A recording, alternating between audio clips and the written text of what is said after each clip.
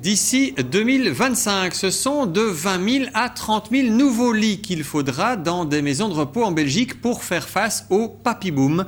Autant dire qu'il faut trouver des alternatives au placement dans des structures d'hébergement. La télévigilance en est une. Exemple à Namur avec Vitatel, un service de téléassistance créé par les mutualités chrétiennes. Présentation avec Grégory Motard et Stéphane Lombé.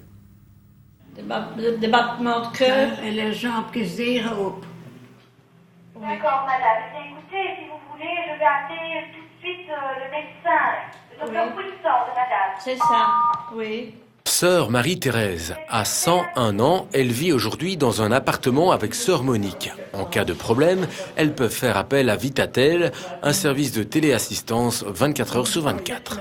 La personne dispose sur elle d'un petit émetteur autour du cou bien au poignet. Elle a un dispositif à domicile qui fait le relais avec Vitatel. Quand elle a un besoin d'aide, besoin de parler, besoin de secours, elle appuie dessus. Vous ne quitteriez pour rien au monde votre petit bouton rouge ? Ah non, non.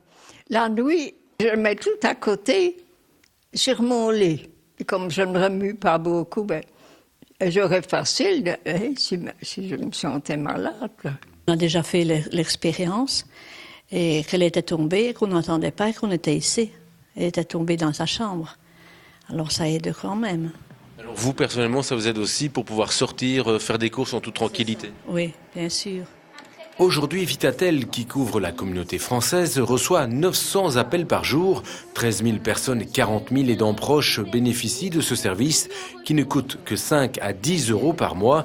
Avec le vieillissement de la population, il faudra offrir de nombreux services pour permettre le maintien à domicile. Les besoins ne manquent pas. Un des besoins, par exemple, c'est la prise des médicaments. Prise de médicaments qui est un réel problème chez la personne âgée, qui est responsable de 3 entrées sur 4 en gériatrie généralement. Et pour répondre à ce besoin, Vitatel teste actuellement un pilulier.